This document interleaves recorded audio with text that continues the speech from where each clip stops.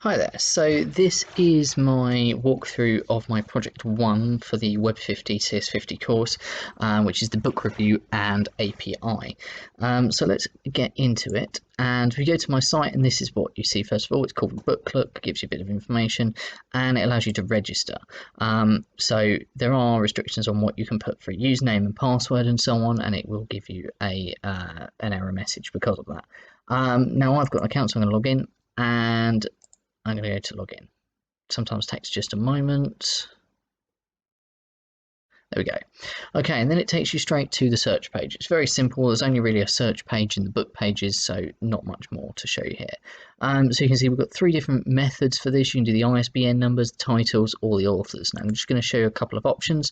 So first of all, let me just show you this one. I'm going to put in this ISBN number, and what we get is we get an exact match, and it shows us only the one, but allows us to make some more queries. Okay, and as you can see, this is a button here.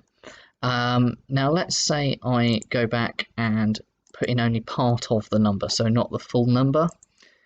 What we see is a list of all the ones that match to that number. Okay, so you can see our one that we actually got from the exact number is here, but all the others turn up as well.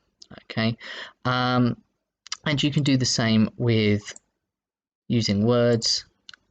Put that in.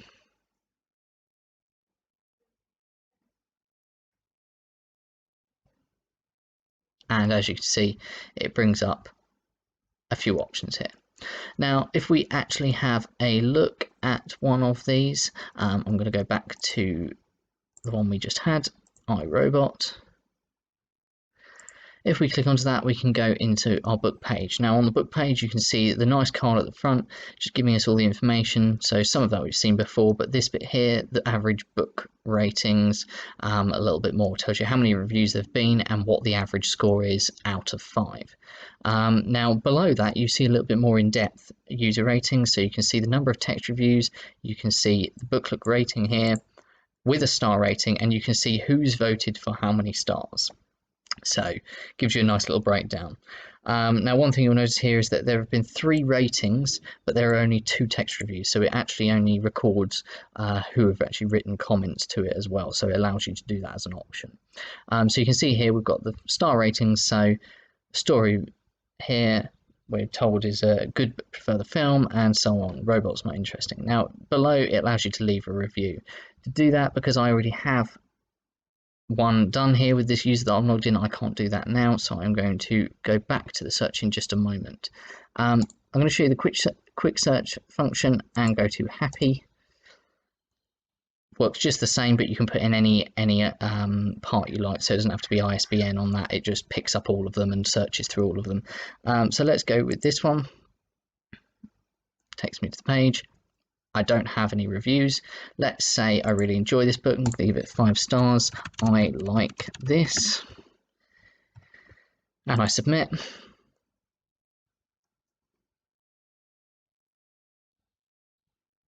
Takes me back to that page. And as you can see there, all of this now appears. It shows me my review on there, tells me the rating, and shows me how many ratings there are. And this works on a percentage basis, this bar. Now, the last thing to really just show you is to go to the API. So we can see the book here. We know that there's 1 review. We know there's a certain rating. You can see the rating from Goodreads on here as well from their API. Now, I'm going to take the ISBN number. I'm just going to copy that out, and I'm then going to put this into my API route. Okay, so for my API route, I just need to go to a slightly different address and put that number in. And as you can see, it returns our JSON object here.